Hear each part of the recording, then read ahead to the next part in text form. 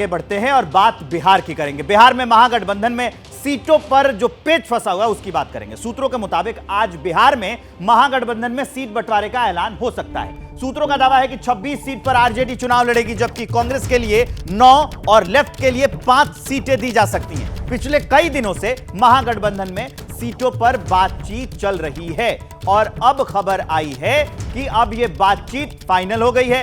कांग्रेस के हिस्से में 9 सीट जाएगी, लेफ्ट के हिस्से में 5 और आरजेडी जो है वो खुद 26 सीट पर चुनाव लड़ेगी। ये कुछ ही मतलब आज ये संभावना है कि आज इस बात का ऐलान हो जाएगा। जैनेंद्र हमारे साथ जुड़े हुए हैं, वो इस हलचल पर रखते हैं अपनी पैनी निगाह। जैनेंद्र, आज ऐलान हो जाएगा क्या? देखिए, पूरी संभावना आज को लेकर के यह है कि पटना में आज शाम सीट बंटवारे का जो फॉर्मूला है, फाइनल फार्मूला, उसका ऐलान हो जाए। लालू यादव और तेजस्वी यादव पिछले 3 दिनों से दिल्ली में है। हालांकि वो निजी दौरे पर थे। इन सब के बीच ही तेजस्वी यादव ने कांग्रेस नेताओं से मुलाकात भी की थी सीट बंटवारे को लेकर के, और ऐलान किया था कि पटना में सीट बंटवारे को लेकर के औपचारिक तौर पर सारी बात बताई जाएगी। आज के बारे में पूरी संभावना है कि लालू और तेजस्वी पटना लौटेंगे और कांग्रेस नेता भी जो दिल्ली में है वो सभी पटना जाएंगे, और संभवतः आज शाम को प्रेस कॉन्फ्रेंस हो सकती है। और अगर आज किन्हीं वजहों से नहीं हो पाई तो कल जरूर हो जाएगी, लेकिन अगले 1-2 दिन में सीट बंटवारे का जो फार्मूला है, जिसकी जानकारी हम दर्शकों को दे रहे हैं, और उसका ऐलान कर दिया जाएगा।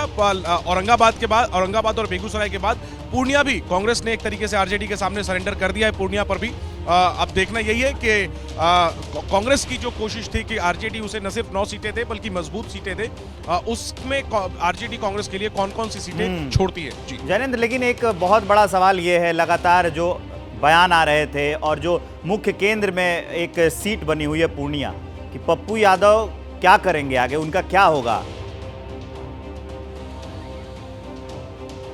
मेरी जो नजदीकी सूत्रों से पप्पू यादव की बात हुई है, वो ये कह रहे हैं कि वो पूर्णिया से चुनाव लड़ने की तैयारी कर चुके हैं और कर रहे हैं, और वो चुनाव भी लड़ेंगे। अगर कांग्रेस से नहीं लड़ेंगे तो निर्दलीय लड़ेंगे। उनकी अपनी पार्टी भी है, वो भी अभी उसका भी अस्तित्व बरकरार है। बेशक उन्होंने विलय का ऐलान किया था, लेकिन कागज पर तो अभी वो पार्टी उनके पास है ही। वो अपनी पार्टी से भी चुनाव लड़ सकते हैं। वो MIM के भी संपर्क में है समर्थन के लिए, क्षेत्रीय नेताओं के समर्थन में। तो पप्पू यादव अपनी तरफ से पूर्णिया में ताल ठोकने की पूरी तैयारी कर चुके हैं और वो चुनाव लड़ेंगे भी।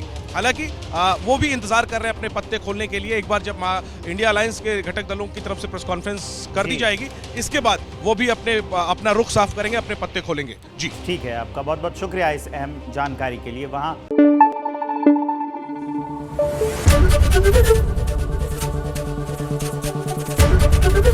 ABP न्यूज आपको रखे आगे।